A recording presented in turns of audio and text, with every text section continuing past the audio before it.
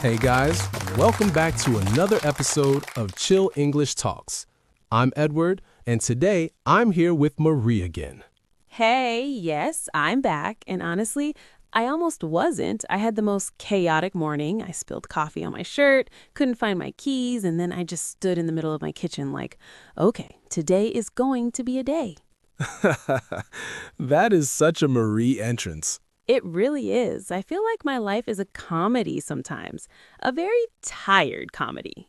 Okay, but actually, that kind of moment where everything feels messy and you're just standing there, that's kind of where my head has been lately. Not just mornings, like bigger stuff. I've been thinking a lot about change, real change, why it's so hard to actually do it. Oh, okay, yes, we're going deep today. We are, because I think a lot of people listening right now, maybe you, have had that moment, that thought, I want my life to be different. I want to be different. And then, nothing changes. Right. You want it, but wanting it is not enough. And that gap between wanting and actually doing, that's where most of us just live forever. Exactly. So today, we want to talk about that. How do you actually change your life? Not in a big motivational poster way, in a real, human, slightly messy way. The slightly messy way is the only way I know. And here's the question I want you to think about while you listen today. What if the reason you haven't changed isn't because you're lazy or weak, but because no one ever told you how change actually works? Ooh, that one lands. So let's talk about it. Why do people struggle to change? And I mean genuinely struggle, not because they don't want it. I think the first reason is that people try to change everything at once. Like on Monday, they decide, I'm going to wake up at 5 a.m., go to the gym, eat healthy, read 30 minutes, learn a language, and also somehow become a calmer person. And by Wednesday, they've done zero of those things. By Tuesday, honestly. I've been that person so many times. Me too. I remember one New Year, I had this whole list, 12 things I was going to change. 12. I think I lasted 4 days. 4 is generous. It is. And the problem isn't motivation. The problem is that the brain doesn't work like a smartphone where you can just install 12 new apps at the same time. It needs time to update. Oh, I love that. The brain needs time to update. So true. The second reason people struggle is that they're waiting for the right moment. I'll start when things calm down. I'll start after this busy week. But that calm moment never really comes, does it?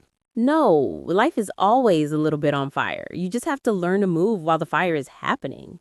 And the third reason, and this one is big, is that people think change has to feel dramatic, like a lightning bolt, a big revelation. And when it doesn't feel like that, they think they're doing it wrong. But real change is boring, actually. It's quiet, it's small. It's the same tiny action repeated on a Tuesday when you don't feel like it. That's the key idea for this first part, actually. Change is not an event, it's a direction. Oh, write that down, everyone. Seriously. Okay, so let's get into the real stuff, the things that actually help. And I want to start with something that took me way too long to understand. Same, way too long. The first idea is this: start so small it feels almost ridiculous. Okay, explain this, because when people hear start small, they think that means like do 20 push-ups instead of 50, but that's not what you mean, right? No, I mean start embarrassingly small.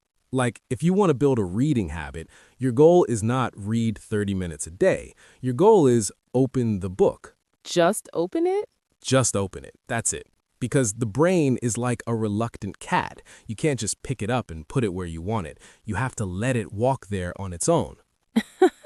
Okay, the reluctant cat is the most accurate thing I've ever heard. I started doing this about 2 years ago. I wanted to exercise more, but every time I said I'm gonna go for a run, I'd find an excuse. So I changed my goal to put on my running shoes. That's it? That's it. And you know what's funny? Once the shoes are on, you almost always go, because the hardest part is starting, not continuing. And for you listeners, think about this. What is one thing in your life that you keep saying, I'll do it tomorrow? Now ask yourself, what is the smallest possible first step? Not the full thing, just the door. Exactly. The door. I love that. Okay, mini summary. Make your first step so small that saying no to it feels almost silly. Perfectly said. All right, idea number 2. And this one is something I wish someone told me much earlier. It's about identity. Oh, yes, this is huge. So most people change their behavior by focusing on the result. I want to lose weight. I want to save money. I want to be more confident. And the problem is, results take a long time. And if you're only focused on the result, you give up before you see it. Because the result is like a city on a map, far away. You can't see it from where you're standing.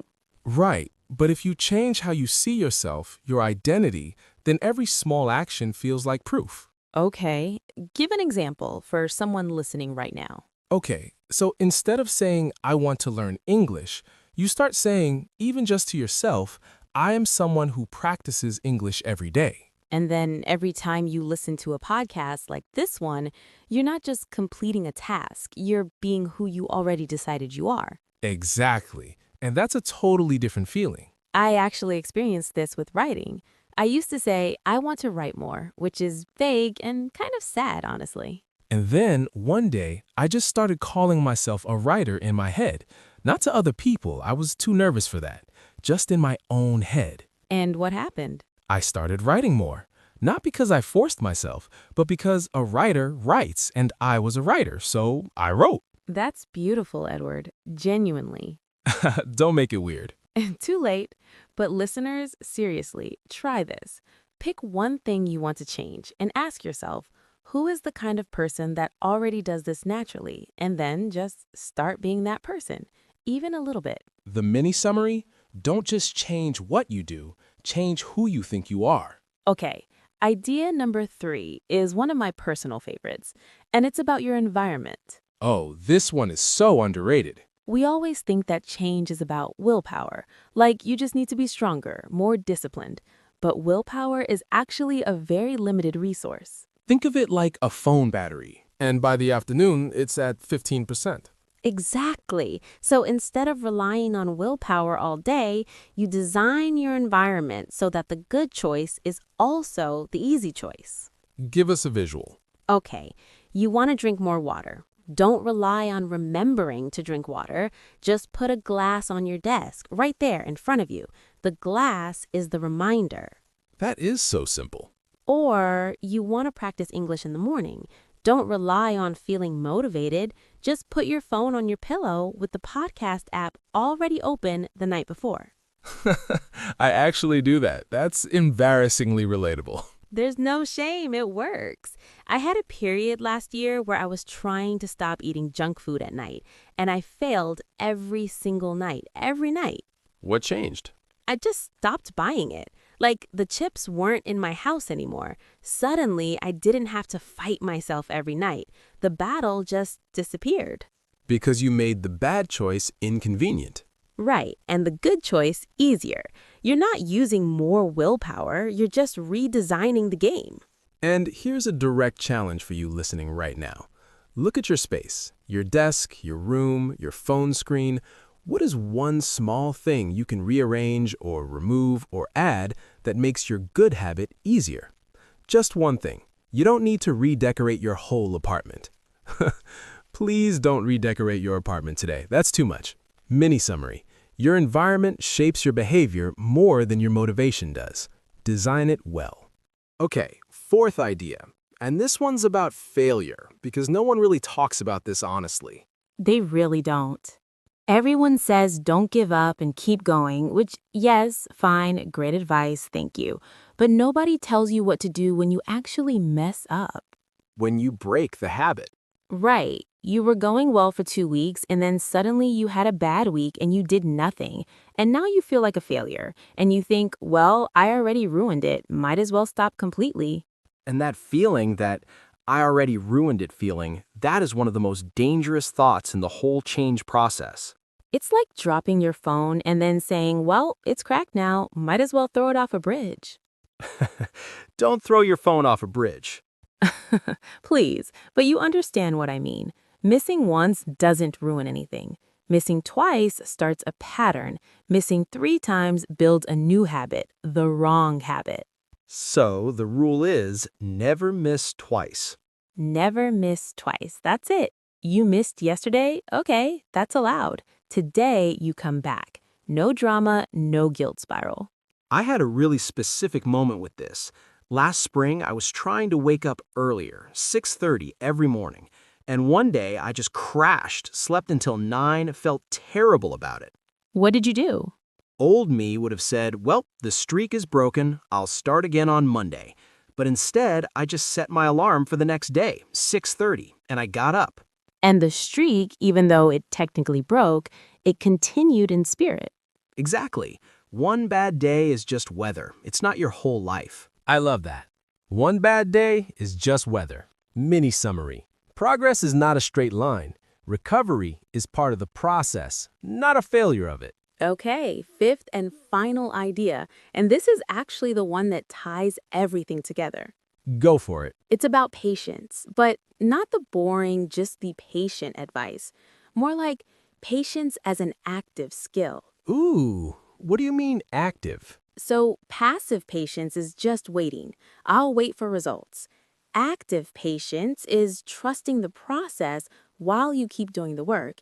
It's like planting a seed and watering it every day, even when nothing is coming up through the soil yet. And most people stop watering when they don't see a plant after a week. Exactly. They think it's not working, but underground, roots are forming, things are happening. And this is actually why the small steps matter so much, because when the results are invisible, the action itself has to feel like enough. And if your action is tiny enough, it doesn't cost you much to keep doing it even when you don't see results yet. You know, there's this thing in Japanese called, okay, I'm going to say this slightly wrong probably, kaizen.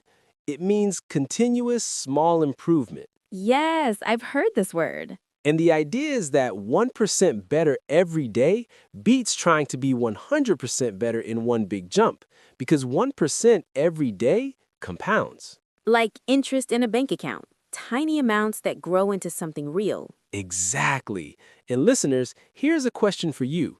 If you improved just 1% in something you care about every single day for a year, where would you be? Honestly, miles from where you are now. Miles. So active patience means saying, I don't need to see the result today, I just need to do the thing today. And trust that it's working. Mini summary.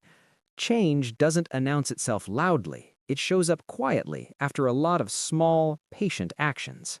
Okay, I love this episode. I genuinely feel better about my own life right now. Same. Okay, let's talk about some of the great words and phrases we used today because there were some really good ones. Yes, we used a lot of language naturally in this conversation, and I want to make sure you've got these. Let's go through them. All right, first one, reluctant. Right. Reluctant means not wanting to do something, not refusing completely, just not eager, not happy about it. For example, he was reluctant to ask for help at work, or she was reluctant to try new food, but when she did, she loved it. Great word for daily life. Next one, compounds. Compounds as a verb means to grow by building on itself over time, like interest in a bank account or like a snowball rolling down a hill and getting bigger. For example, small habits compound over time into big changes, or stress can compound if you don't take breaks. I love that word. It sounds advanced, but the idea is simple. Next, identity. Identity is your sense of who you are, not just your name or job, but the deeper beliefs you have about yourself. For example, her identity as an athlete helped her stay disciplined, or when his identity changed, his habits changed too. Great. Now a phrase, willpower. Willpower is the mental energy you use to make yourself do something hard or stop yourself from doing something bad. It's like a muscle. It gets tired with too much use. For example, I used all my willpower not to check my phone during dinner. Or relying only on willpower usually doesn't work long term.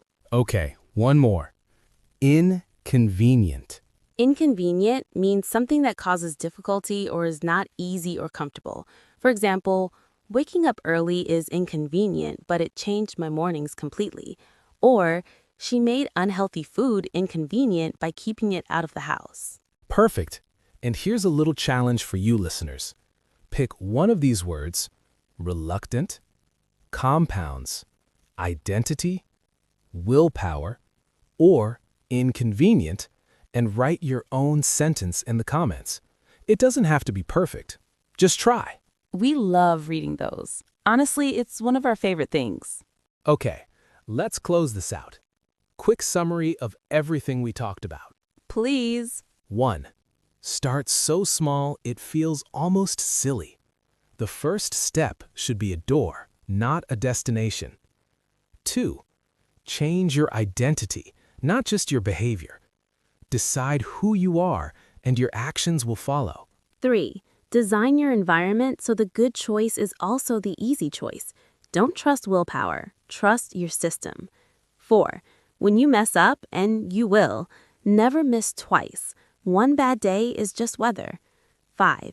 Practice active patience. Trust the process while the roots are forming underground.